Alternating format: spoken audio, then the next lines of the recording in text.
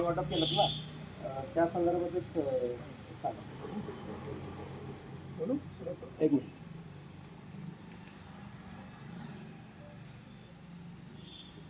आज या ठिकाणी श्रीवर्धन तालुका कुणबी मुंबई श्रीवर्धन या तमाम कुणबी समाजाच्या वतीनं ज्यांनी 30 जून 1957 साली त्या कुणबी समाज संघटनेची स्थापना केली असे आमचे हृदय सम्राट असं कातकर यांची आज 24वी पुण्यतिथी आहे. त्यानिमित्तानं मुंबई स्थानिक कार्यकर्त्यांच्या समविचाराने आज या ठिकाणी रुग्णांना फलवाटप करून आणि श्रीवर्धन समाज मंदिरच्या समोर मानस लॉजमध्ये रक्तदान शिबिर करून आज साहेबांना भावपूर्ण श्रद्धांजली वाहण्यासाठी हा तमाम कुणबी समाज दिघीच्या काळीपासून बागमांडीच्या काळीपर्यंत वसलेला कुणबी समाज या ठिकाणी उपस्थित राहिलेला आहे. आणि गेली 24 वर्ष साहेबांच्या पुण्यतिथी या ठिकाणी कार्यक्रम साजरे केले जातात. त्याच पद्धतीने आजचा कार्यक्रम या ठिकाणी आयोजित केलेला आहे. तर उपस्थित सर्व समाज बंधू भगिनींचे आणि मुंबई स्थानिक सर्व कार्यकर्त्यांचे आभार मानून आजच्या कार्यक्रमाचा आम्ही रुग्णांना फलवाटप करून शुभारंभ केलेला आहे.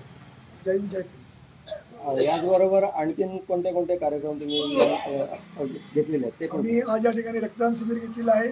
त्याचबरोबर साहेबांच्या जीवनावरती आणि समाजाच्या एकंदरीत जनगणनेवरती आज शाहीर शंकर रांगळे यांचं आपण या ठिकाणी सकाळी 9 ते सकाळी 11 वाजेपर्यंत या ठिकाणी गायन ठेवलेलं आहे. त्याचबरोबर समाजातील लोक उत्कृष्ट असे गाणारे बंधू भगिनी असतील त्यांना देखील या ठिकाणी संधी देण्यात येणार आहे. त्याचबरोबर जिल्हा परिषद आणि पंचायत समितीच्या आता निवडणुका झाल्या त्या निवडणुकीमध्ये या श्रीवर्धन पंचायत समिती आणि जिल्हा परिषदमधून जे निवडून आलेले आहेत त्यांचा सत्कार ठेवलेला आहे.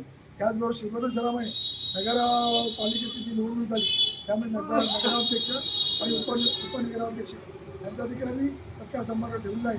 त्याचबरोबर या नगरसेवक म्हणून आमच्या समाजाच्या मांडवकरताई निवडून आलेले आहेत त्यांचा देखील आम्ही या ठिकाणी सत्कार ठेवलेला आहे. आज महिला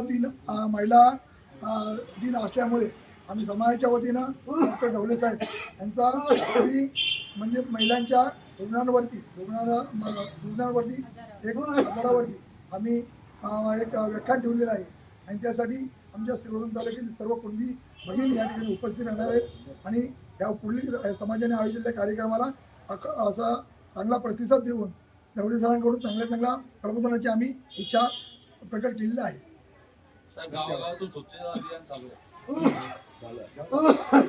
आहे.